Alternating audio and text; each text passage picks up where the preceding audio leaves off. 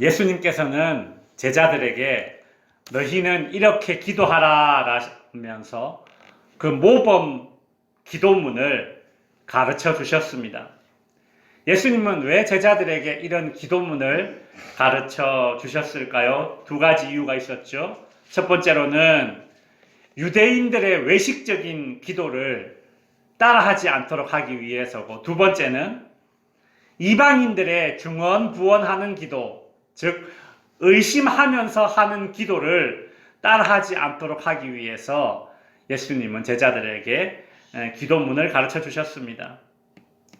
그렇다면 예수님께서 가르쳐 주신 이 주기도문은 어떤 내용들로 이루어져 있었을까요? 우리가 지난주에 살펴본 것인데, 주기도문은 크게 두 부분으로 나눌 수 있었죠. 첫 번째는 무엇인가 하면 먼저 구할 것이 있고 다음으로 구할 것이 있다고 하였습니다. 주기도문은 여러 기도문의 문장들이 나오지만 크게 두 가지로 구분합니다. 먼저 구할 것이 있고 그 다음에 구할 것이 있습니다. 사람들은 보통 기도할 때에 자신이 원하는 것을 이루기 위해서 아주 정성을 다하는 일에 집중하며 기도합니다. 그러나 자기중심적인 이런 기도를 하는 것은 하나님이 원하시는 기도가 아닙니다.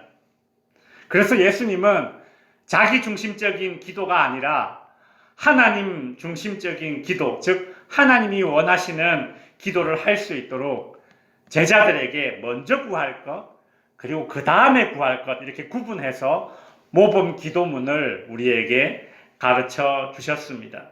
먼저 구할 것 세 가지가 무엇이었습니까? 거룩, 그리고 하나님의 나라, 하나님의 뜻입니다. 그 다음에 구할 것 네 가지가 있었죠. 무엇이었습니까?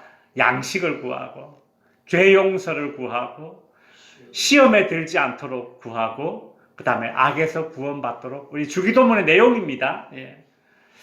우리는 이렇게 주님이 가르쳐준 기도를 함으로써 비로소 우리의 기도가 균형 잡힌 그런 기도가 되는 것입니다. 오늘은 이제 주기도문의 첫 번째 문장을 살펴보도록 하겠습니다. 주기도문의 첫 번째 문장 같이 한번 읽어보겠습니다. 시작. 하늘에 계신 우리 아버지여. 하늘에 계신 우리 아버지여. 여러분, 매우 짧은 한 문장이지만 이 짧은 한 문장 안에는 엄청나게 많은 의미가 담겨져 있고 또 엄청나게 중요한 신학적인 이슈들이 여기에 다 들어 있습니다. 가장 먼저 살펴볼 것은 예수님은 제자들에게 하나님을 어떻게 부르라고 이야기하고 있습니까? 아버지. 하나님을 아버지라고 부르도록 우리에게 기도를 가르쳐주고 있습니다. 여러분, 그래서 우리는 기도할 때마다 하나님을 아버지라고 부릅니다. 근데 하나님을 아버지라고 부르면 어떤 오해가 생깁니까? 하나님을 아버지라고 부르니까 하나님은 남성이겠구나. 남성이니까 아버지겠죠. 만약에 하나님이 여성이면 하나님 어머님이라고 안 부르겠습니까? 이런 생각 안 해보셨습니까? 그죠? 왜 하나님을 아버지라고 부를까? 하나님을 아버지라고 부르니까 하나님은 남성이겠구나. 그래서 막 머릿속으로 생각하는 거예요. 하나님은 마치 이렇게 머리도 하얗고 수염도 이렇게 있고 막 그런 상상을 하죠. 창세기에서 하나님께서 자기의 형상대로 사람을 만들었다 이런 말이 있죠. 하나님을 아버지라고 부르니까 하나님을 자연스럽게 남성으로 생각하게 되는 것입니다. 여러분, 예수님께서 하나님을 아버지라고 부르셨다고 해서 하나님이 남성이라고 생각하는 것은 이것은 틀렸습니다. 그러면 반대로 하나님은 그러면 여성입니까? 그것도 아닙니다. 하나님은 남성도 여성도 아닙니다. 남성, 여성의 구분은 하나님께서 이 세상을 창조하시고 사람이 이 땅 위에 생육하고 번성하도록 하기 위한 부분이고 수단입니다. 남성, 여성이 그래서 필요한 것입니다. 하나님은 스스로 존재하는 분이십니다. 사람은 남성, 여성이 있어야 존재할 수 있습니다. 그렇죠? 남성, 여성 없이 사람이 어떻게 아기가 태어납니까? 그러나 하나님은 스스로 존재하시는 분이십니다. 남성, 여성, 수컷, 암컷, 스스로 존재할 수 없는 존재들입니다. 즉 피조물들입니다. 생육하고 번성하기 위해서 남성과 여성이 있는 것이지 창조주 하나님께는 이런 성별이 필요가 없으신 분이십니다. 여러분 창세기 1장 27절에 보시면 이렇게 되어 있습니다. 하나님이 자기 형상 곧 하나님의 형상대로 사람을 창조하시되 어떻게 해요? 남자와 여자를 창조하시고 라고 되어 있죠. 여러분 성경을 대충 읽으면 안 됩니다. 성경은 하나님께서 하나님의 형상대로 사람을 만들었는데 누구를 만들어요? 남자와 여자를 만들었다는 얘기입니다. 즉 하나님의 형상이 남자에게도 있고 여자에게도 동일하게 있다는 얘기입니다. 하나님의 특징이 남자에게만 있다거나 혹은 여자에게만 있는 것이 아니라 하나님의 형상, 하나님의 특징이 남자와 여자에게 동일하게 담겨져 있다는 것입니다. 그러니까 인간에게 있는 이 하나님의 형상은 어떤 외적인 모습, 성별을 가리키는 것이 아닙니다. 그렇다면 왜 예수님은 하나님을 아버지라고 그렇게 부르셨을까요? 이것은 하나님이 인간처럼 어떤 성별을 가졌기 때문이 아니라 혹은 하나님이 남성이기 때문에 아버지라고 부른 것이 아니라 이것은 무엇을 강조하기 위한 것이냐 하면 기도하는 우리와 우리의 기도를 들으시는 하나님과의 관계를 강조하기 위해서 아버지라는 단어를 쓰신 것입니다. 여러분, 대부분의 종교는 기도를 하는 인간과 그 인간의 기도를 받는 신과의 관계를 굳이 비교하자면 종과 주인의 관계와 같습니다. 종도 주인에게 뭔가를 요구할 수 있죠. 그렇지만 종과 주인 사이에는 친밀함이 없습니다. 대부분의 종교는 그렇습니다. 그런데 예수님은 제자들에게 기도를 가르쳐 주시면서 너희들이 하는 기도는 하나님이 들으시는데 종과 주인의 관계가 아니라 마치 자녀와 아버지처럼 그런 관계에서, 친밀한 관계에서 하는 기도다라는 것을 강조하기 위해서 하나님을 아버지라고 부르도록 그렇게 기도를 가르치셨다는 것이죠. 여러분, 종이 주인에게 뭔가를 요구하듯이 주인님 이런 우리의 기도를 들어주세요 이렇게 기도한다면 거기에는 친밀함이 없죠. 얼마나 두려움만 있겠습니까? 그런데 보십시오. 우리가 믿는 신 하나님을 어떻게 부릅니까? 아버지라고 부르는 순간 우리는 뭐가 됩니까? 하나님의 자녀가 됩니다. 친밀한 관계가 형성되는 것이죠. 그러니 우리 그리스도인들이 하는 기도야말로 정말 기도할 맛이 나는 기도입니다. 안 그렇습니까? 하나님을 아버지라고 부르는 이유는 하나님이 남성이라서가 아니라 우리의 기도를 들으시는 하나님이 우리와 자녀와 아버지의 관계처럼 친밀한 관계에 있다는 것을 깨닫도록 하기 위함입니다. 자, 이제 다음으로 넘어가서 하나님이 아버지는 아버지인데 누구의 아버지라고 부르고 있습니까? 우리 아버지요. 아버지. 우리는 기도할 때에 하늘에 계신 누구 아버지요? 예, 철순의 아버지여가 아니라 내 아버지여도 아니라 누구 아버지? 우리 아버지요. 나의 아버지가 아니라 누구의 아버지? 우리의 아버지라고 부릅니다. 여러분, 저도 하나님을 아버지라고 부릅니다. 집사님도 하나님을 아버지라고 부르고 권사님도 하나님을 아버지라고 부릅니다.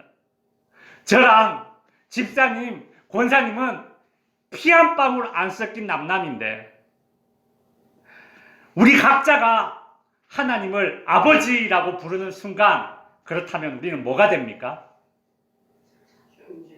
맞아요. 형제자매가 되는 것이.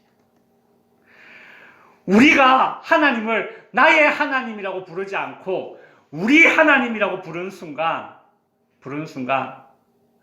나와 하나님과의 관계가 아버지와 자녀의 관계가 될 뿐더러 한 걸음 더 나아가 우리 아버지여라고 부르는 순간 저와 여러분들의 관계는 하나님의 같은 자녀가 되는 것입니다. 하나님을 아버지라고 부를 때 하나님의 자녀가 되고 하나님과의 나의 관계가 친밀한 관계가 형성되고 그 하나님을 특별히 아버지라고 부를 때에 우리 아버지여라고 부르는 순간 저와 여러분과의 관계도 성립이 되는 것입니다. 어떻게요? 하나님 안에서 한 형제 자매로 맺어지는 것입니다.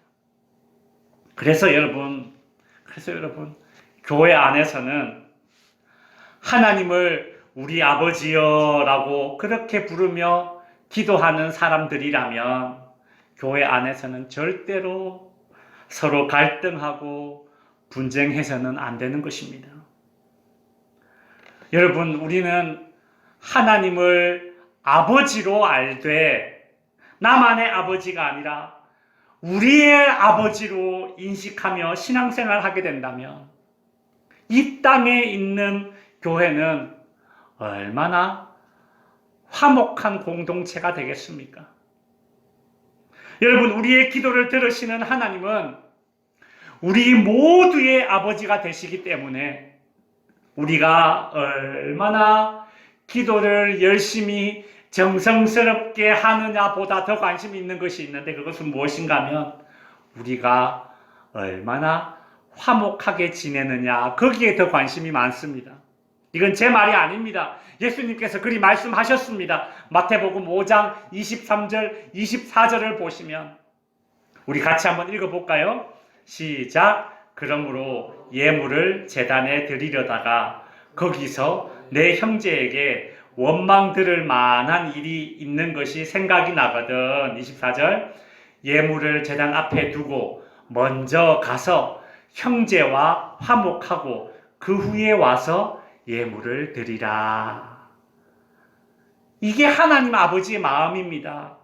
여러분, 이게 부모 마음 아닙니까?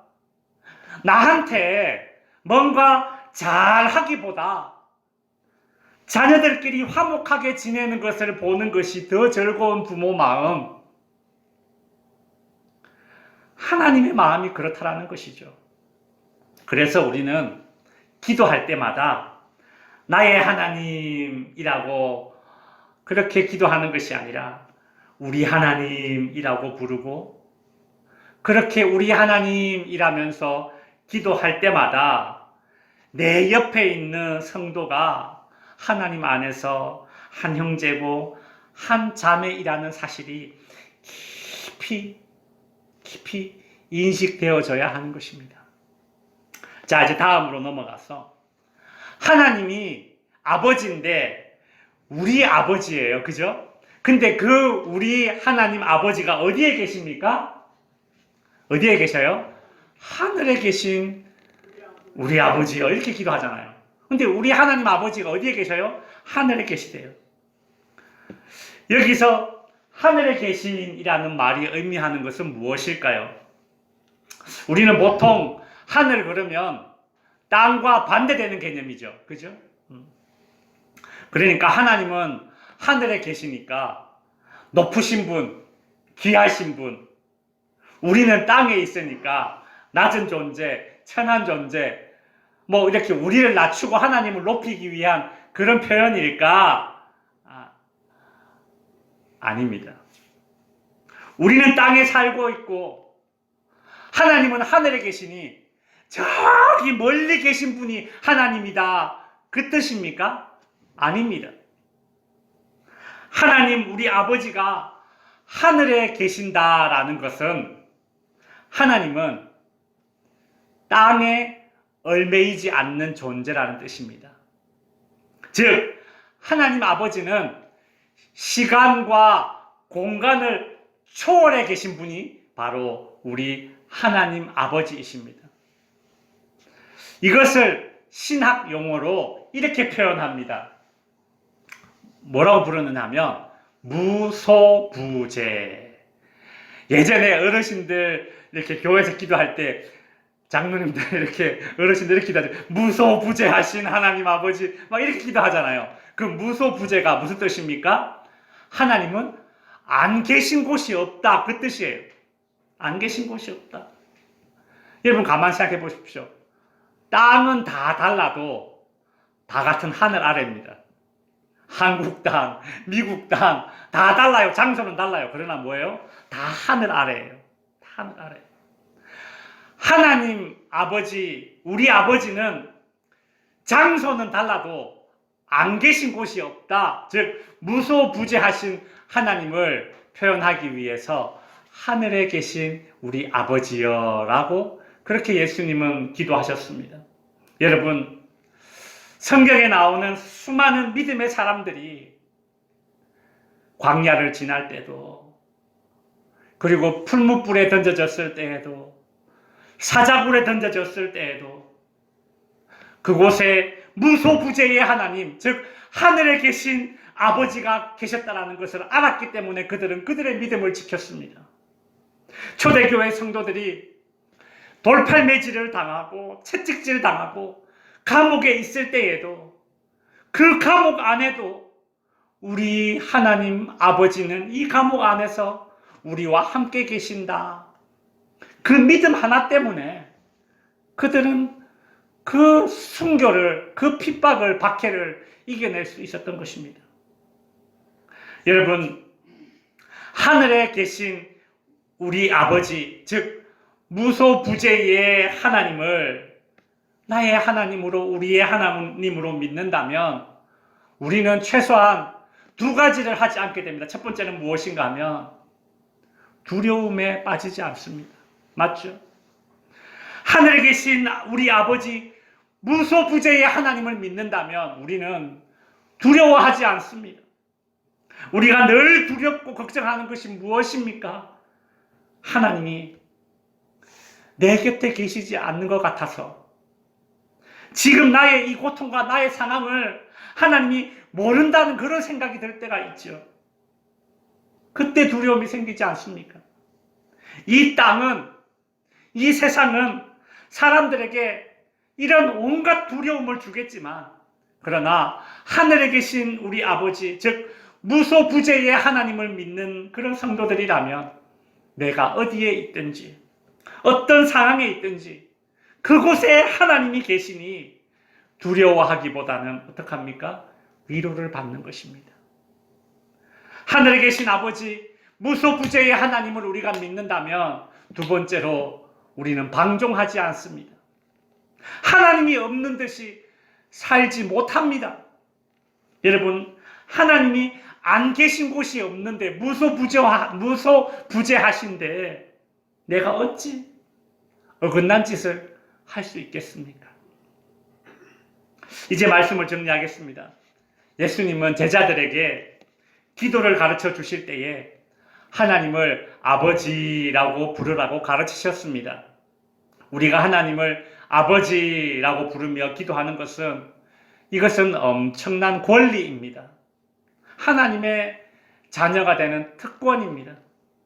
세상 그 어떤 종교에서 자신이 믿는 신을 아버지라고 그렇게 부르는 곳은 없습니다. 하나님과의 우리의 관계는 우리가 기도하면서 하나님을 아버지라고 부르는 순간 우리는 정말 하나님과 친밀한 관계가 형성되고, 그러니 우리는 기도할 때마다 기도의 확신을 가지게 되는 것입니다. 하나님은 아버지신데 나만의 아버지가 아니라 우리의 아버지 되십니다. 저도 집사님도 권사님도 다 하나님을 우리 아버지라고 부르는 순간 우리는 하나님 안에서 한 자녀가 되어 버렸습니다. 부모가 자녀에게 원하는 것이 서로 화목하게 지내는 것이듯이 저와 여러분이 우리 모두가 하나님의 자녀임을 알고 화목하게 지낼 때에 누가 가장 기뻐하실까요? 우리 아버지 되시는 하나님이 가장 기뻐하실 것입니다. 그러니 우리는 기도할 때에 그저 내 기도 열심히 하는 것만 중요한 것이 아니라 화목하게 지내는 일에도 열심을 내야 되는 것입니다. 여러분, 기도하는 사람은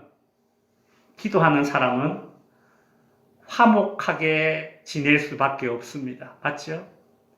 기도하는 사람은 화목하게 지낼 수밖에 없습니다. 왜요? 하나님을 우리 아버지라고 부르기 때문에. 기도하는 사람은 화목하게 지낼 수밖에 없는 사람입니다. 하나님, 우리 아버지는 어디에 계십니까? 하늘에 계십니다. 우리는 땅에 얽매여 사는 존재이지만 우리 아버지께서는 하늘에 계셔서 초월자가 되셔서, 즉 무소부재하셔서 지금 이 순간에도 우리와 함께 계시고 우리가 어디에 있든지 어떤 상황에 처하든지 하나님은 우리와 함께 해주십니다. 그러니 기도할 때마다 기도 응답의 확신을 가지고 기도하시고 기도만 열심히 하는 것이 아니라 화목하게 지내는 일에도 좀 열심을 내고 기도할 때마다 하나님이 내 곁에 계시다는 그런 확신을 얻어서 두려워하지 않고 그리고 세상에서 방종치 않는 저와 여러분이 될 수 있기를 주님의 이름으로 축원드립니다. 기도하겠습니다.